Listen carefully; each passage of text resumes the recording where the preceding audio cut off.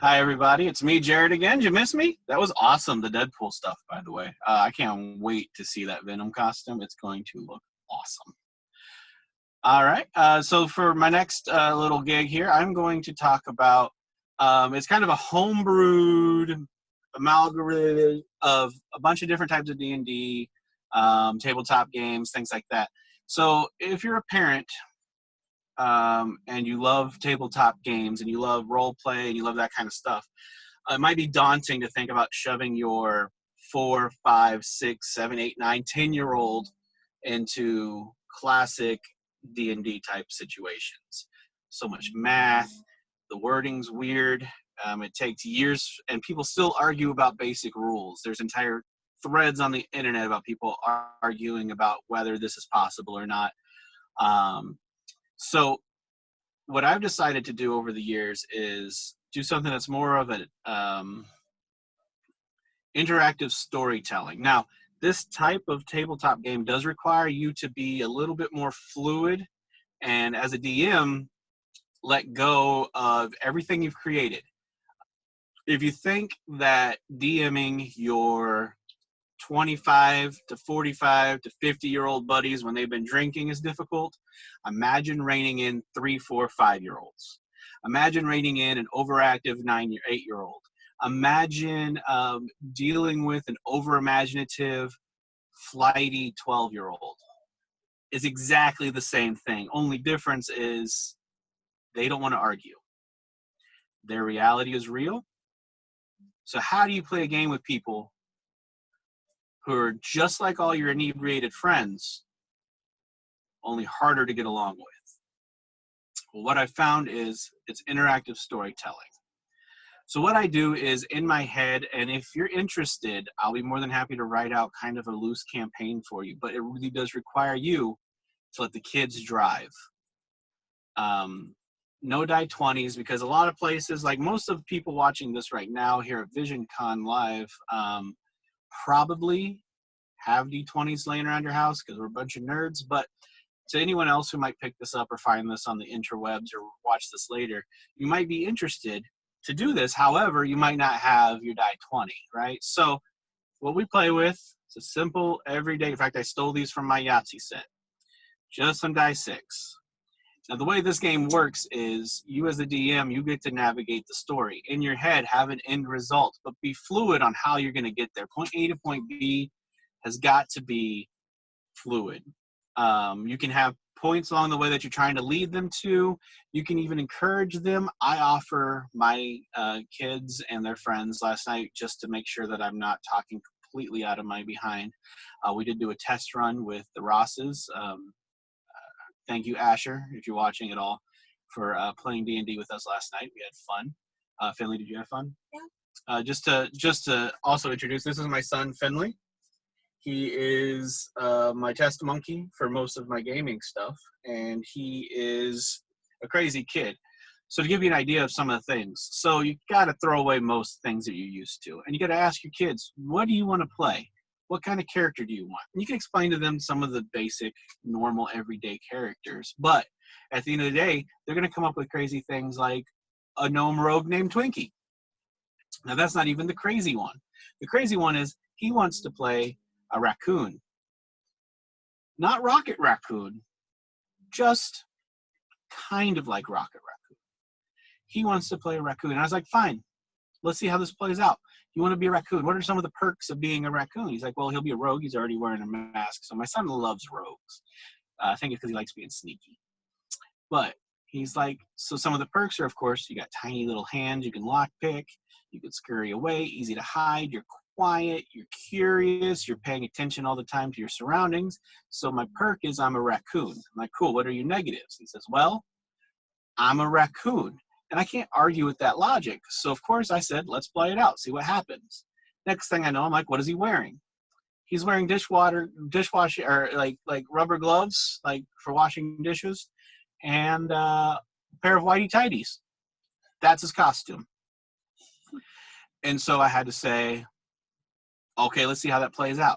The key here is to keep your kids engaged. It's hard to, but believe me, once you get over your parental want to say, no, that's dumb, don't do that, a lot of fun can be unlocked. You do have to sometimes rein them in a little bit, but it is a lot of fun to watch their imaginations go. Now, you might be trying to figure out, if the kids are in charge, how do you DM? It's not that difficult. So, like on some video games that you play, there's always an option for them to request ideas from the DM. So as I'm walking through the story, if they get stuck, because sometimes I leave it wide open and they're not quite sure what to do, I offer them the opportunity to ask me, well, what's some of my options, right? Typically in D&D, it's very cut and dry. You look around, you see what you see, you know what you know, and then you do actions based on that. Kids don't think that way. Kids are used to walking into a building, the grocery store. It is everything already be laid out and pre-planned for them. So they are not yet prepared for these cognitive thoughts like, I need to look around. I need to observe my surroundings to decide who around me I need to chat with. So they might get confused, or they might be overwhelmed by their suddenly being able to be in control of their world. So you kind of rein them in, be like, why don't you look around? You're in a city. Why don't you see if there's anyone there to talk to? Why don't you see if there's an interesting shop around? I also insist that you start your first campaign with them being broke. If they're broke, you don't have to go through the shopping experience with kids with money. If you know about kids with money, you know that they will take forever to spend $1. So just don't, right? Let them have their predetermined gear. Keep your first couple of campaigns or your first couple of sessions super easy. Let them accumulate a little bit of cash that way. Last night, it was a simple heist. It was my son's character, Twinkie the rogue gnome, and Asher's character, which was a rogue wizard named Zax Zaza. And they went and they were trying to steal this magic box of surprise, kind of like a blind box type of thing. And they got through the first part super quick because they were thinking and they were working on it. But to show you how quickly it deteriorates, by the end, they nearly died because they were trying to eat a candy cave. That was fun.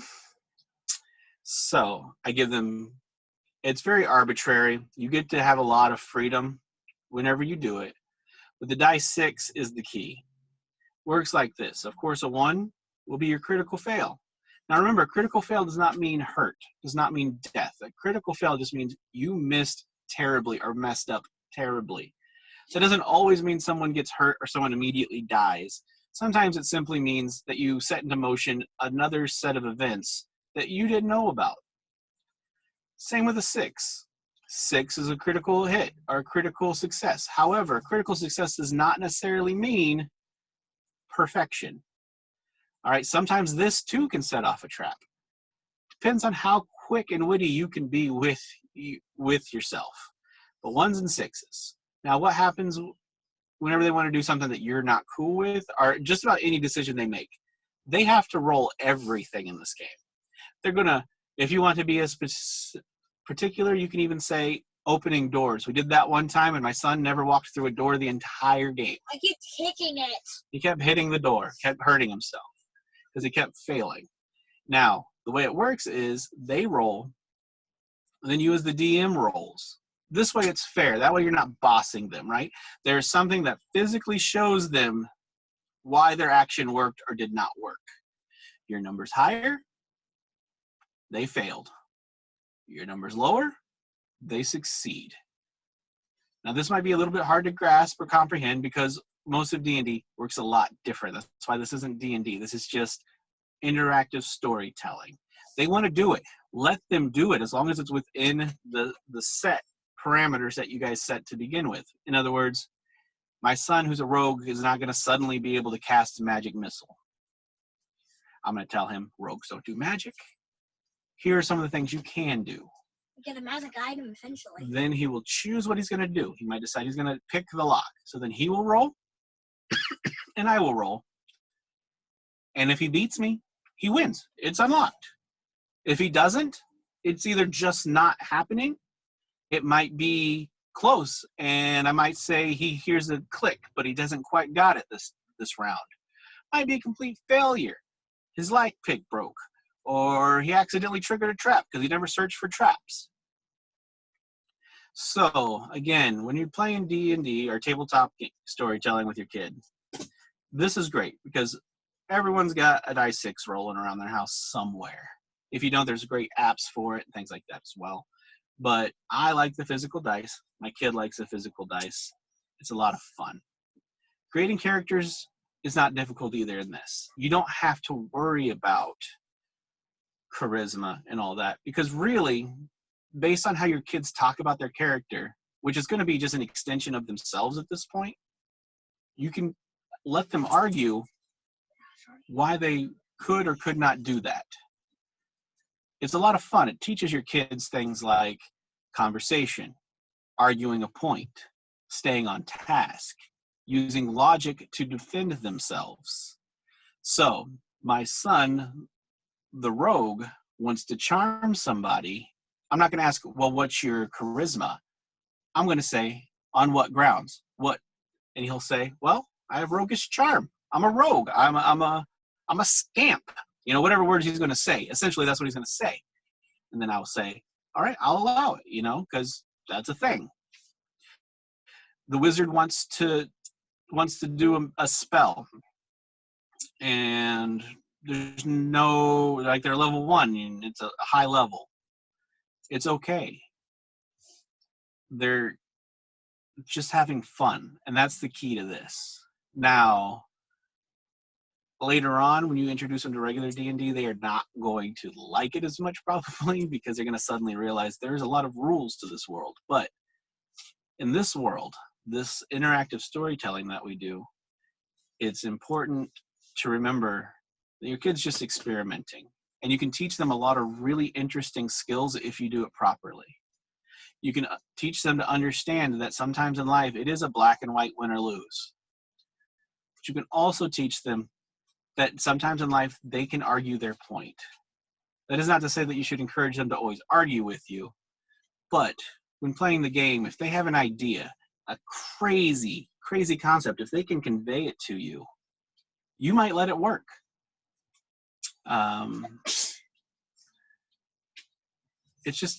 It's hard to explain deeper than that. It really is just about having fun with your kid. And I can tell you, there's not a child that I've done this with that has not enjoyed it, that has not found it fun. I essentially play my regular games with the same basic premise. If they outroll me, they win. I am not an all-powerful god to them. But it does require you to be really quick on your feet because sometimes with a weird idea, a kid can completely dismantle your entire concept. So last night they did their heist, but they did it so quick. I was expecting most of the game to be them getting the heist, but they got in there quick because they were rolling really well. So then I had them sucked into a portal inside the box. And inside the box, it was a land made of candy. And there were candy monsters. So of course they decided to start trying to eat everything. So then I had to make it more interesting. So then I had the monsters chase them. And then I had them nearly killed by some licorice rope. And then I had them escape. And then I had them go through a cave. Cave was made of candy, so they kept trying to bite it. And then they kept trying to hurt themselves. But the important thing that I'm getting at here is that's not the story that I had envisioned when I started. I really expected the heist part to take longer because that basic heist with a group of D&D adventurers would have taken forever. They would have searched for traps. They would have talked around and seen the best way in. They would have plotted their course. They would have geared up.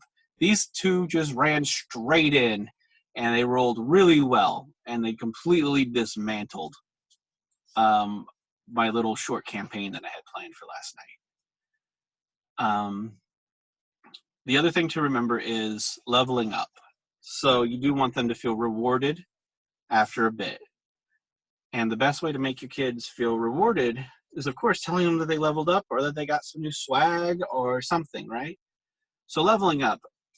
With Kid D&D, I don't recommend giving them experience.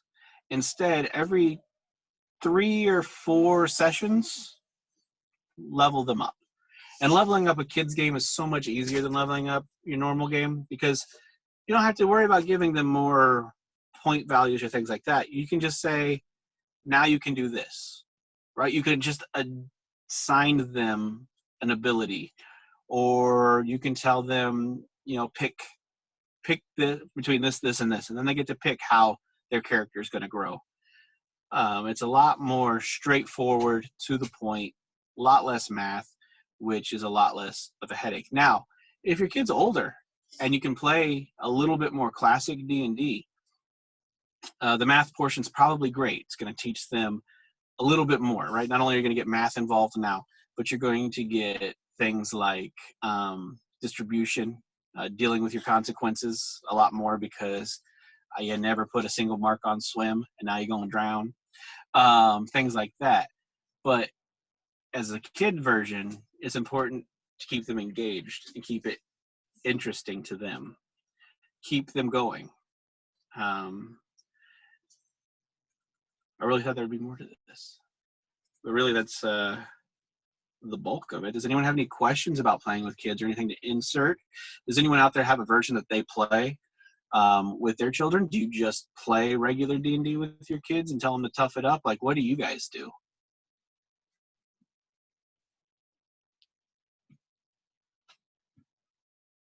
Well, coming from myself, who's a novice of Dungeons and Dragons, how do you get your kids into the game? Is that an easy thing to do, or?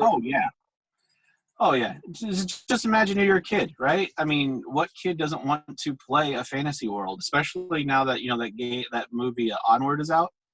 I'm sure that's a super easy way to get kids involved, because essentially, I don't know if you've seen Onward, but essentially it's like two kids that live in a fantasy world, and his older brother obviously plays a version of D&D. So it's super easy. Hey, you could be a goblin, you can be a knight, you can be whatever you want inside this fantasy world. And most kids play this game anyway. They just don't play it with dice. When they're on the playground or with their friends, they're playing some version of D&D every day. It's us stuffed shirt adults that have a hard time grasping why it's important to still play with your imagination. It's actually a really great way to look at it. I never really thought of it that way, because back in the day when I was at school, I would play make believe in the playground all the time. So that's essentially this, just in a more kind of structured format, yet a lot just as easy to be creative about it. Okay, all right. I'm reading the comments right now. There were a lot of comments, not any questions I saw. There was a bit of a back and forth between, give me one sec, or not a back and forth, I'm sorry. Doc actually chimed in with, he runs an underaged game for, Doc, for 5e D&D at my table at games, since I started at age 7. I know what they're going through learning at that age. Yeah, it's rough to try to explain to kids that, all this. It's more the math. When I've tried to play with my daughter when she was younger, I found out real quick that I was losing her just on just how regimented D&D is, your character sheet can be. And so I strived real hard to come up with a version that was streamlined. Literally right now, if I had 3 or 4 people, I could play a game within less than 2 minutes. Just like that, we can get something going. A regular D&D campaign, you get those same 5 people together, and you're going to spend hours creating your characters. And then that might be your first session. It's just sitting around making your character. Jared, I think you're oh wait, okay. Can you say something real quick? Yes. Okay, yeah, your video is kind of slowing down. Oh, I'm sorry about that. Hey, not a problem at all. I just wanted to make sure if there's anything I could do. Okay, yeah, all right. It's getting a little better now. Okay. Like I said, if you had 5 strangers right now sitting at the table with me, we could get a game going in less than 3 minutes. Mm-hmm. Whereas 3 minutes. Yeah, whereas with traditional Dungeons and Dragons, your first session, your first multiple hours together might be you guys deciding what teams you're going to do, how you're going to play your game, rolling all your characters. That's why a lot of people request that you do it before you even show up to the first session, because it does take a huge chunk of time. But if I'm playing with a bunch of kids and it's kind of a spur of the moment thing, we can have it going in less than 3 minutes. I just got to say, hey, what do you want to be? and they tell me, and I tell them what they got, and then we go. You find it kind of hard to keep them on track and like focused on the campaign without kind of breaking off onto little tangents, or do you just have to accept that as a necessary evil and just roll with it? It is a necessary evil. Last night we were trying to play with 2 other kids, and one of them she's really little, and she's obsessed with Frozen. So she just kept trying to make ice houses. That's all she wanted to do. So every time it was her turn, she says, I'm going to make an ice house. And so I just had to let her, because there was no way I was going to make her do what she didn't quite comprehend. When my kid and his buddy kept trying to bite the cave, I'm like, guys, you're so close. Just move forward. What's going on? They're like, oh, I'm going to bite it again. I'm like, fine, roll. Like, I don't tell them no, but I do let them know what I would like for them to be doing. Make it fun. But if they are having fun doing it, really, it's not about me getting to the end of my story. It's about them at the end of the day saying, I had fun doing this ridiculous thing. I was clearly making the adult cranky because I wasn't doing what I was supposed to do, but I got away with it. And to them, that's what they're going to remember, how they had fun sticking it to the man, essentially. So, and you might have also already answered the question I'm about to ask you, but you'll have to forgive me. I was messing with some of the settings in the background because something with the stream was a little off. I fixed it, but so forgive me if you answered this and I just didn't hear. How do you approach your kid? Like, let's assume that you're wanting to do it with your kid. So in your case, right. You're wanting to get your kid into this game. How do you approach them and say like, hey, we're playing this game. You have to use your imagination. Let's go. Or do you like ease them into it? Or in your experience, was your child just like, hey, Dad, I want to play this game? Well, I play pretty regularly. And so my kids are used to seeing me having a lot of fun with my adult friends. And they're like, hey, can we do that? And at first I was like, no, because I did not know how to get them into it. But then, of course, over time, I've kind of accumulated this version. I would say for most kids, it would be super easy. I think way easier than most parents would think, maybe, to get their kid interested in this. Because, again, it's play pretend. And most kids would love to play pretend with their parents. But parents, like I said, bunch of stuffed shirts. We don't like to really explore that side. It's silly. It's not productive. Like, we have to set aside a chunk of time every week where I'm willing to be not productive. So to also have this other set of time where now not only will I not be productive, but I'll also be trying to direct my children in not being productive. A lot of parents might not find that interesting at first, but I guarantee you do one session, they're going to beg you to play more. They're going to have a ton of fun. And it's just something that, they get to explore their imagination. You can bring in your own values. You can start teaching them through these lessons if you wanted to, or you can just let them explore, make it a sandbox for their creativity. But once you set them down, all you really have to say is, hey, it's kind of like a video game, but we're going to play with each other. It's storytelling, and you get to help tell the story. And most kids would love the opportunity to do that. Yeah, I like that a lot, actually. Doc chimed in with, he finds 4E with the power cards printout being the easiest to teach nowadays, as is pretty much, and then he cut off. Oh, teach nowadays as is, pretty much. Okay. I apologize, Doc. I read that sentence wrong. And then, yeah, for sure. And then Nate Howard chimed in, asking actually, would you consider hosting games with parents and their kids, or uncles and their nephews, asking for a friend? Yeah, Nate. I'd be more than happy to have you in and play some D&D. I'm trying to. So, what is there any specific like campaigns or even like alterations to a campaign that you make with kids in mind, or you just kind of start them out slow and then you just kind of integrate them into normal campaigns, as you would, let's say you were teaching me how to play? I think it really depends on the type of DM you are. I write ridiculous comic books anyway. So for me to come up with a zany scenario for 3 gnomes to end up in is not that difficult. For people who are maybe not that kind of thinker, literally you can just take your kid's favorite movie premise and follow that. You can, Moana would be a great D&D campaign for your kids. essentially, because they are traveling a long distance to seek out something, and then they know that they have to do something. Once they get that person, they realize they have to take this certain artifact to another place. Along the way, they meet monsters, they meet obstacles, they have to deal with each other. Moana, the movie, is a great D&D campaign, a great kids D&D campaign. Heck, it's probably a great adult D&D campaign. I know that I say that out loud because, there's a lot of wiggle room for creativity, but the base points are there for you to be able to, benchmark your kids. Okay, so you got to get to this island. You're stuck on this island. How do you get there? Or you're stuck in this area, but you had to get to that area. How do you get there? That's all most campaigns are. You're in one place, you got to go to the other to get your actual mission or the part of your mission. And then you have to go carry out your mission. And there's going to be lots of things along the way. Well, purely, and I know I'm kind of putting you on the spot here, but just out of my pure curiosity, are there any Disney movies that you think would be a terrible one to base a D&D campaign on? Bambi.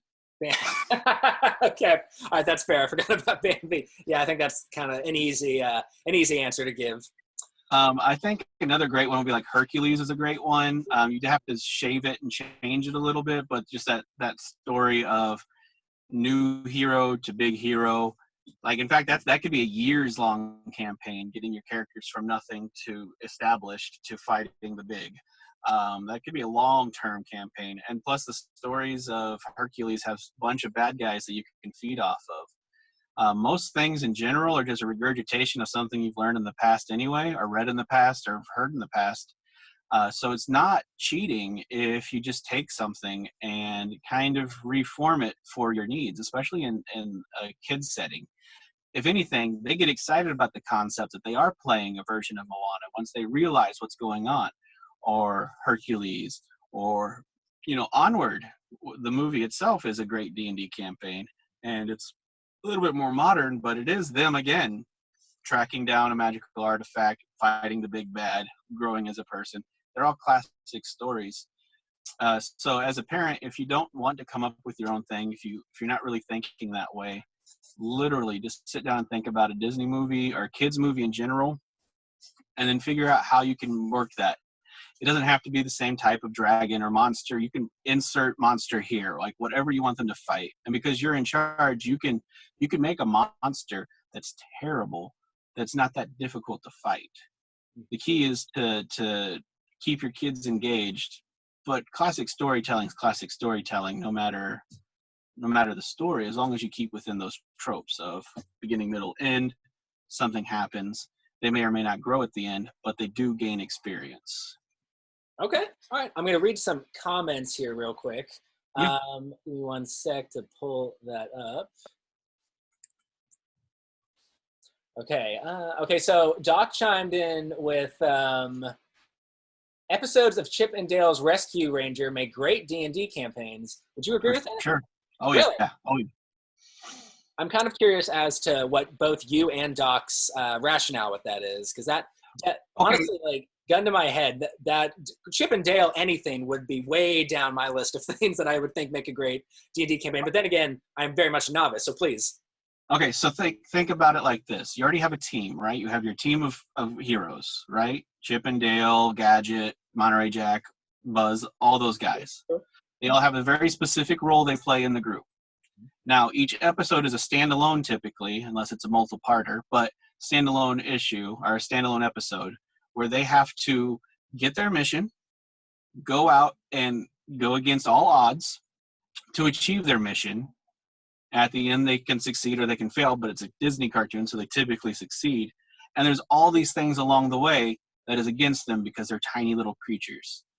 Now, kids feel like tiny little creatures in everyday life anyway, so the idea of bringing all these ridiculous obstacles to them is not that baffling to them. They feel obstacles all the time. So with the amount of obstacles and crazy zaniness that happens throughout a Chip and Dale's episode, I would 100% say if you watch that, you could probably get some really great D&D ideas, because they're a team that has to work together for a common goal, and that's all D&D really is. It's teamwork and coming to a common goal. So I agree with Doc 100%. All right, you've convinced me.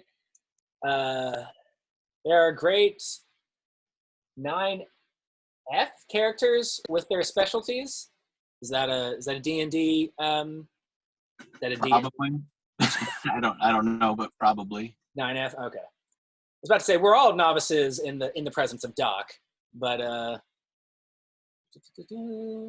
I'm trying to read.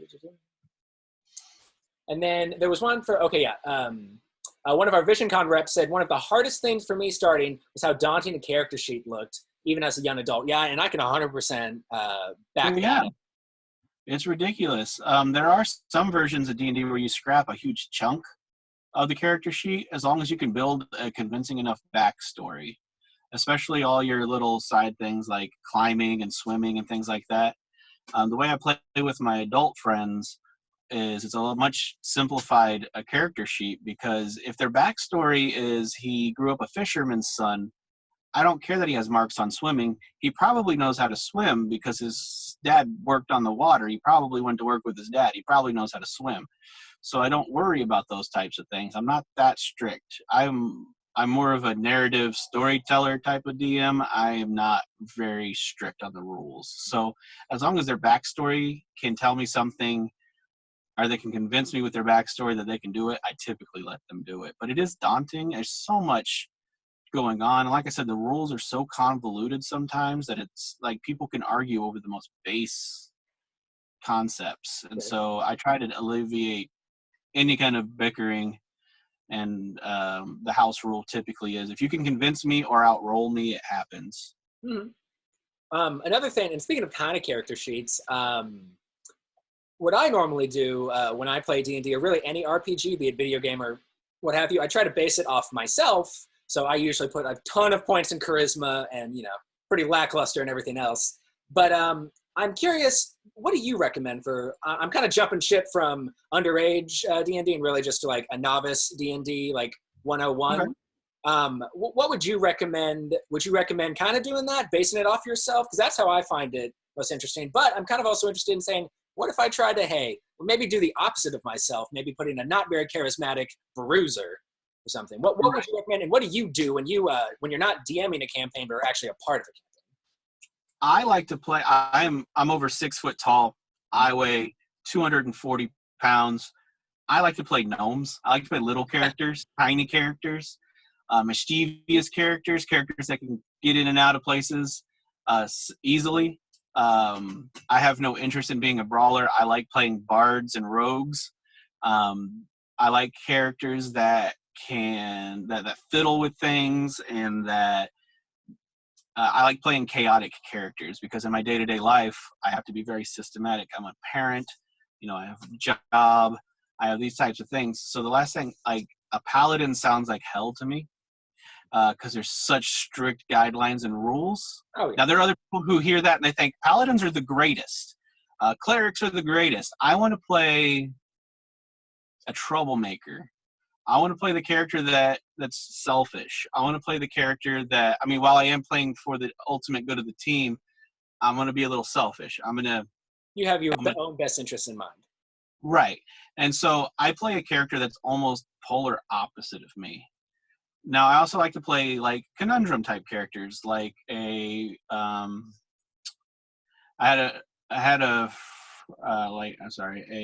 half orc rogue, which is a conundrum. You're supposed to be sneaky and stealthy and create, like a smaller type character. Instead, you're this overpowered, huge thing. And I remember whenever I was playing a half orc rogue, I kept crit hitting with my sap and kept just destroying people's heads. Like the DM kept making me blow up people's heads with my sap instead of just knocking them out while we're trying to covertly infiltrate this castle. Sure. So I like to play, everything is an extension of you, whether you're playing the exact opposite of you or not. It's still you basing it off of you. It's kind of hard to play something you don't know, and you know yourself best. Fair. And so I play the opposite of me. I play small, mischievous characters. But there are some people who insist on being brawlers, some people who love being paladins, some people who strive for necromancy. And I love it whenever you meet someone who wants to be a necromancer, who is just the most straight-laced, normal human being, But whenever they play D&D, they can transform themselves and their mind into the most terrible person on the planet. So it's really just what you're willing to commit to. It's a big play on, I mean, like I said, it's imagination. And the people who play the best D&D are people who can remove themselves a little bit from their reality and really engross themselves into this fiction. Unfortunately, some can't. But then again, some of the best times I've had has been with players who pretty much play themselves. Because again, who do you know better than yourself? But the difference is now you can cast magic. So you're just a better version of yourself. I like that. I like that description. Doc chimed in with, he chimed with a couple things. Give me one second. Oh, and Nate actually first chimed in with, it's not fun being shot down on logistical decisions just because you didn't put a point in something simple. So I believe he's referring to the character sheets. Right, for sure. And then Doc then commented, new players want different things. I ask what the player finds interesting. I play everything, but my favorites are spellcasters and bards. And then in parentheses, he says that he hates paladins as well. And then he also said, and I'm curious to see if you agree with this, easiest to play used to be the fighter, but now everything has abilities to make them more complex. Which yeah, I can understand. Fighter used to be broken. Like, you could get to a point in Fighter where you're just a walking god. Same could be said for most different classes, only for a Fighter it happens so much earlier. And it was super easy to play because you were just exactly that. You were just a person who could fight.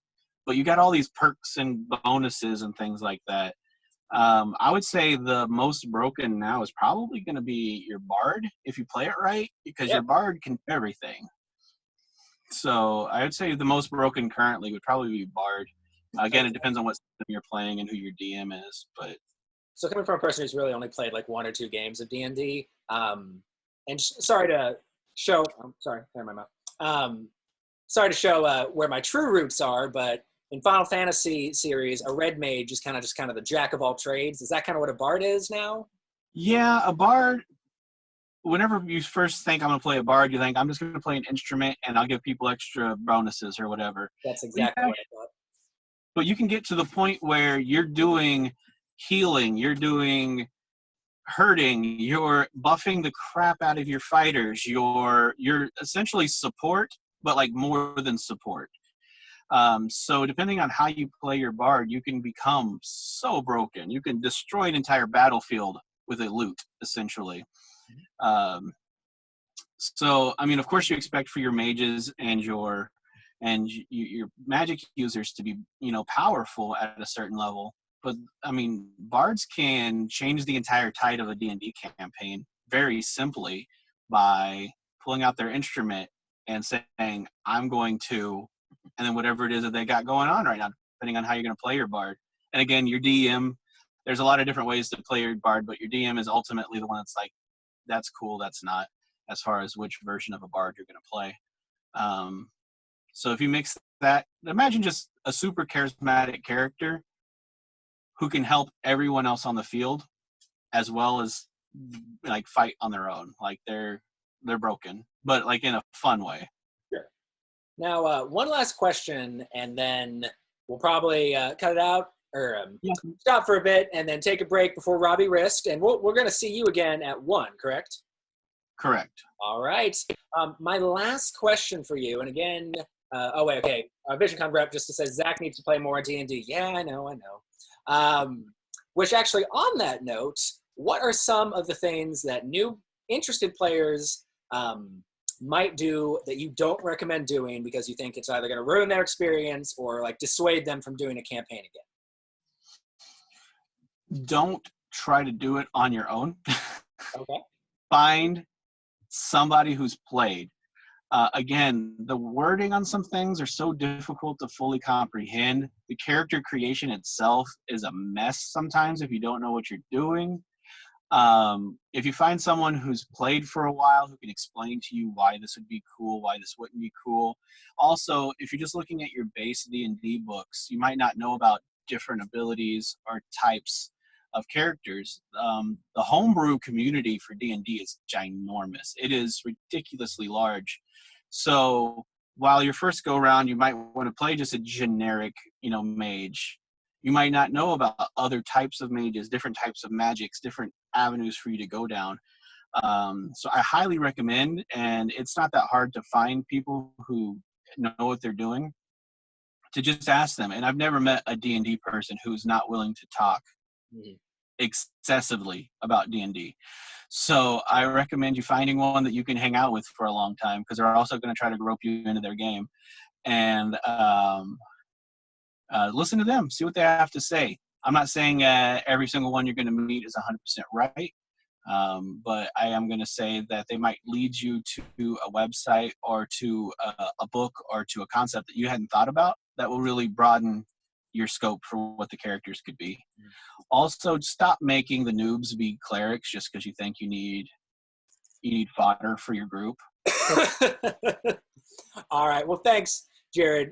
This has been Jared George with Underage D&D, and of course, previously with History of Comics. He'll be back at 1:00, so don't go anywhere, ladies and gentlemen. You'll be seeing him real soon.